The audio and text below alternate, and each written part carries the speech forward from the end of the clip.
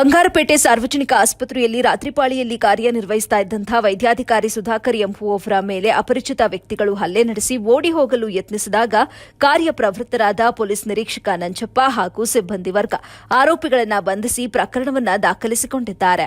ಬೆಂಗಳೂರು ಮೂಲದ ದರ್ಶನ್, ಪ್ರದೀಪ್, ಮೋಹನ್ ರಾಜ್ ಹಾಗೂ ಕೆಜಿಎಫ್ ತಾಲೂಕಿನ ಕ್ಯಾಸಂಬಲ್ಲಿ ಹೋಬಳಿಯ ನಕ್ಕನಹಳ್ಳಿ ಗ್ರಾಮದ ನಿವಾಸಿ ವಿಜಯ್ ಕುಮಾರ್ ಬಂಧಿತ ಆರೋಪಿಗಳು. ಕೆಜಿಎಫ್ನಲ್ಲಿ ವಿವಾಹ ಕಾರ್ಯಕ್ರಮಕ್ಕೆ ಆಗಮಿಸಿದ್ದ ಆರೋಪಿಗಳು ಸಂಚರಿಸುತ್ತಿದ್ದಂಥ ವಾಹನ ಅಪಘಾತಕ್ಕೀಡಾಗಿತ್ತು. ಚಿಕಿತ್ಸೆಗೆ ಅಂತ ಜಿಲ್ಲಾಸ್ಪತ್ರೆಗೆ ಹೋಗಿದ್ದಂಥ ಸಂದರ್ಭದಲ್ಲಿ ಅಲ್ಲಿನ ಸಿಬ್ಬಂದಿ ಎಸ್ಎನ್ಆರ್ ಆಸ್ಪತ್ರೆಗೆ ಹೋಗುವಂತೆ ಸಲಹೆ ಕೊಟ್ಟರು. ಆದರೆ ಆರೋಪಿಗಳು ಕೋಲಾರಕ್ಕೆ ಹೋಗುವ ಮಾರ್ಗ ಮಧ್ಯೆ ಬಂಗಾರಪೇಟೆ ಸಾರ್ವಜನಿಕ ಆಸ್ಪತ್ರೆಗೆ ಆಗಮಿಸಿ ಚಿಕಿತ್ಸೆ ನೀಡುವಂತೆ ವೈದ್ಯಾಧಿಕಾರಿ ಸುಧಾಕರ್ಗೆ ತಿಳಿಸಿದ್ದು, ಹೊರ ರೋಗಿಗಳ ವಿಭಾಗದಲ್ಲಿ ಚೀಟಿ ತರುವಂತೆ ವೈದ್ಯರು ಹೇಳಿದ್ದಾರೆ.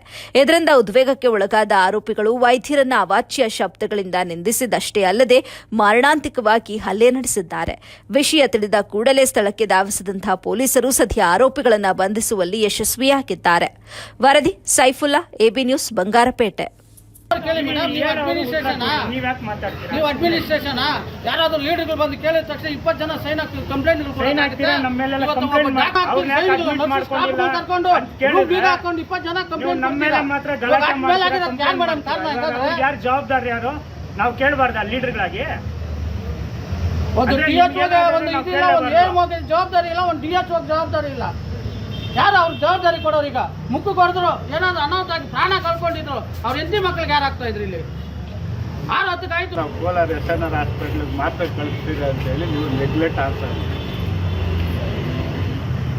ಅದರಿಂದ ನಾವು ದಯಮಾಡಿ ನಿಮ್ಮ ಸ್ಟಾಫ್ಗೆ, ಆಮೇಲೆ ನಾನು ಒಳಗಡೆ ಸುಮಾರು ಅಷ್ಟು ನೋಡಿದ್ದೀನಿ, ಸ್ವಚ್ಛತೆ ಇಲ್ಲ. ಆಸ್ಪತ್ರೆ ಬೇರೆ ರೋಗಿಗೆ ಚಿಕಿತ್ಸೆ ಕೊಟ್ಟು ನಾನು ಕ್ಯಾಜುಯಾಲಿಟಿಯಲ್ಲ ಇದ್ದೆ. ಕ್ಯಾಜುಯಾಲಿಟಿಗೆ ಏಕಾಏಕಿ ಬಂದವರು ಈ ಥರ ಏಟ್ ಬಿದ್ದಿದೆ. ಅದು 3 ಆರೋಗ್ಯವಾಗಿ ನಡ್ಕೊಂಡೇ ಬಂದಿದೆ. ಅದಕ್ಕೆ ಚೀಟಿ ಮಾಡಿಸ್ಕೊಂಡ್ಬಂದಿದ್ದು ಮಾಡ್ಕೊಳ್ತೀನಿ ಅಂತ ಹೇಳಿದೆ. ಮತ್ತು ಎಲ್ಲಿ ಅಂತ ಕೇಳಿದ್ದಕ್ಕೆ ಚೀಟಿ ಕೊಡೋ ಜಾಗನ ತೋರಿಸಿದ್ದೆ.